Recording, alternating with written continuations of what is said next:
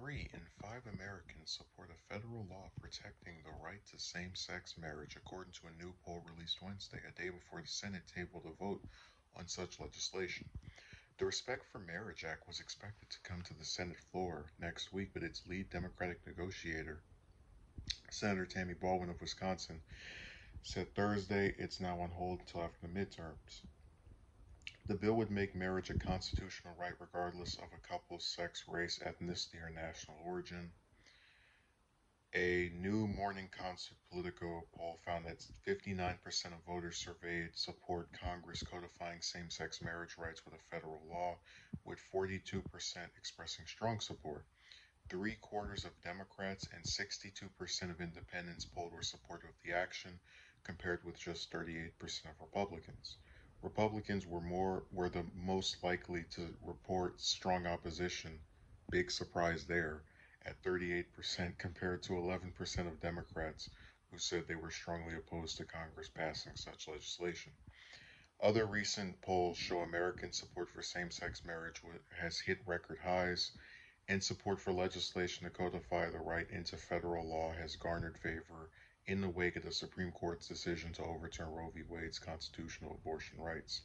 In a concurring opinion on the June decision, Supreme Court Justice Clarence Thomas said the court should reconsider past rulings that secured the rights to contraceptives, to access contraceptives, and the right to same-sex marriage, among others.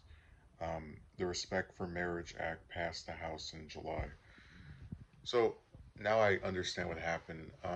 Baldwin is trying to make sure that the Respect for Marriage Act passes in the Senate in the event, by keeping it until after the midterm, she's hoping that the Democrats can get enough seats in the Senate to be able to pass this. Whether or not they do remains to be seen. But I'm not surprised that a majority of Americans are for this, because it's been established in the past that, and this is a genuine belief I have, most Americans, when it comes to LGBT rights, are either supportive or they're it's like whatever, they have better things to worry about and express strong opposition to than a man and a man or a woman and a woman getting married. It's just, it's something that doesn't bother most people, and they are like either disgusted or in some other way recognize how inhumane it is to tell another person because of your orientation you can't marry someone else, another legally consenting adult, might I add. Um, it's really interesting how in this last 10 years, I guess you could say 11 years, but I remember distinctively Obama was against gay marriage when he ran the first time. Then when he needed LGBT votes, he suddenly was for it. And then Clinton was against gay marriage all the way up until 2 years before it was legalized. And that should show you how regressive these people are and how Democrats in general.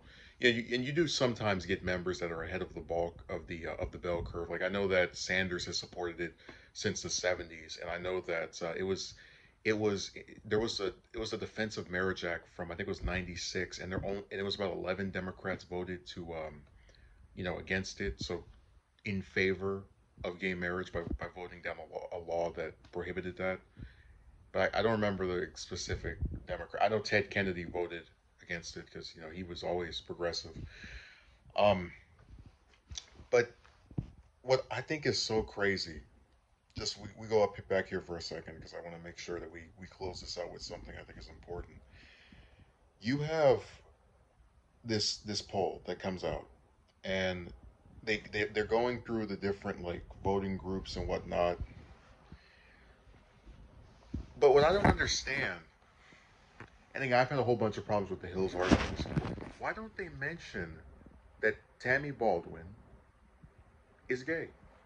I think that's something important to know. It's kind of like how when the three black senators at the time, Harris, Booker, and Scott, were leading the charge on the anti-lynching stuff.